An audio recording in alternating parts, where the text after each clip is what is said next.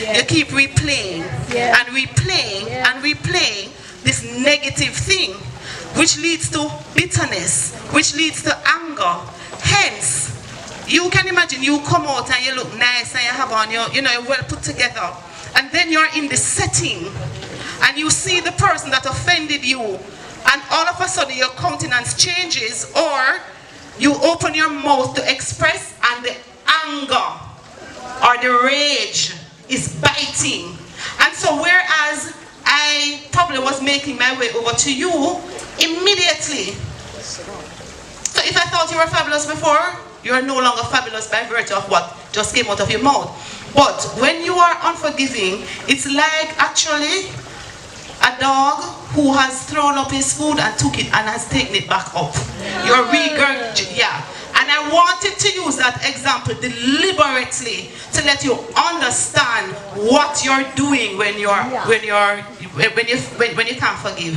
And I'm not saying it's easier said than done, so I do understand it because I know I've been there. I know what it is. I know how hard it gets, and I know how the mind operates when you keep replaying, and it becomes this cloud, and it affects your, it's almost like there's an aura that you attract with what you're emitting from the mind, right? So I wanted to point out those 7 things that we often do not think about when we talk about being fabulous. And remember, for us ladies, we are not just talking about, we can't afford to be vain people, that when we talk about fabulous and we hear it means beautiful or outstanding or amazing, that is just about physical. Because the truth is, if the mind is not fabulous, so if you're not thinking, and what I want to introduce to you now are the right clothing of the mind that you want, right? So whereas you were not trusting or you are doubtful, you need to be more trusting. Trust, however, is something that comes over time, but it also starts with you. You must be able to trust yourself. Trust in the God that made you and who He says that you are. Trust that you are able. The word of the Lord says, you can do all things through Christ who gives me strength. Trust that even if my foot knock and money is coming up the road, that I am still beautiful enough and money will be interested in me. You understand? So we need to trust. We talk about unforgiveness. We want to take off that garment and put on the forgiveness garment. And what it does, how does that start? A situation has happened, yes. And we want to be real about it. It happened.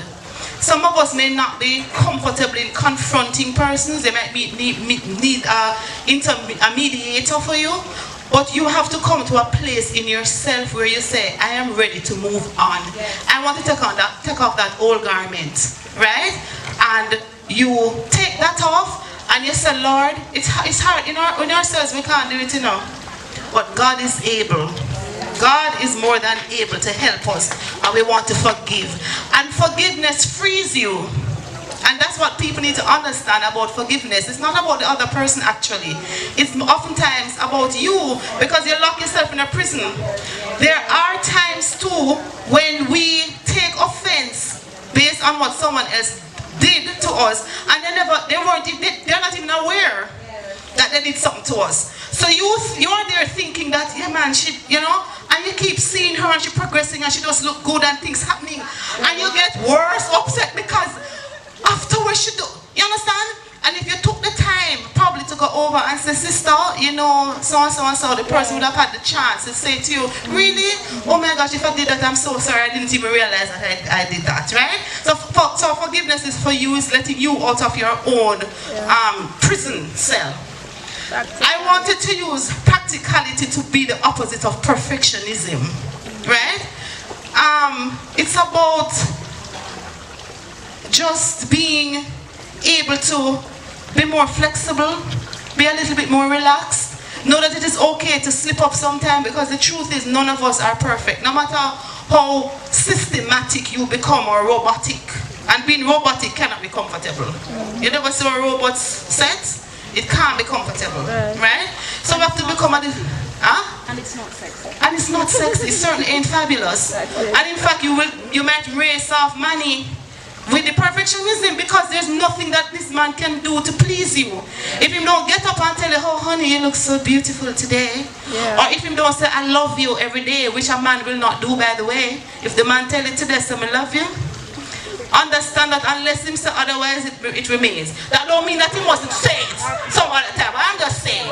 You know, we women more emotional and we say, oh honey, I love you, da da da da. You know what I mean? The perfectionism, he will not, and a man will want to please the woman that he loves, right? He will want to please you. But if every time he does something, it's never enough, then you're going to frustrate the man and it's going to frustrate him till him just money will walk away. Right? So we want to be less perfectionist and a little bit more practical. Self-confidence. Accepting who you are. Accepting that there is nobody else like you. And I tell you, the amazingness of God is that he demonstrates that even in the very DNA. Can you imagine even identical twins, like DNA, are shown to be different. So there's a uniqueness within each and every one of you. There's something that God has deposited in you that nobody else can do. Right. There is just a fingerprint about you. And so what we need to do is to find what our fingerprint is and own it and be comfortable with it. Right? And once you embrace that, then you can walk with your head high. And I don't need to be comparing myself with anybody else. I don't have to say, oh gosh, if I don't have joy mouth, oh Lord, I wonder if I don't speak as eloquent as, you know what I mean? Right. You are unique in your own selves, and we must accept that. And all of that feeds into, of course, self-worth, which speaks to security. And I'll end by saying it all goes back to positive thinking. So, fabulousness, guys, is impacted a lot by how you think about yourself, about others, about the future, about your environment. It's all about ensuring that you send the right message to Operation Central. If you have a car, you know, if you have a BMW and you put the wrong gas in a BMW, it sends a wrong fluid to the rest of the car, which will impact the way that the car runs, right? And that's you. So guys, you are fabulous, you are beautiful, and if I might just, and I really want you guys to say this declaration with me. I'm going to ask you all to stand and just repeat after me. I am fabulous. Alright, so God says that you are powerful, capable, and beautiful. So I want you to repeat this. From this day on, I will stop punishing myself. I will stop punishing myself. I will cast all my cares upon Jesus. I will cast all my cares upon Jesus. And embrace his love. And embrace his love. Joy. Joy. Forgiveness. Forgiveness. Peace. Peace. His abundant life. His abundant life. I will forgive quickly. I will forgive quickly. Laugh longer and harder. Laugh longer and harder. Focus on the positives. Focus on the positives. Release the negatives. Release the negatives. Love deliberately. Love deliberately. And most of all, accept God's truth. Accept God's truth. That I am powerful. That I am powerful. Beautiful. Beautiful. Capable. Forgiven. Therefore I am smart. Therefore I am smart. Fabulous. Fabulous. And beautiful. And beautiful. Thank you. Thank you, Julie. Now you have your basket is overflowing at this point. Yes. Overflowing with information, and that information that should make you, if you weren't smart, fabulous, and temporarily single, you are now. Am I true? Okay, there are some persons who participated, and I heard someone say that your Christianity turned up because of how when persons were acting out stuff, they participated with all these very scriptural responses.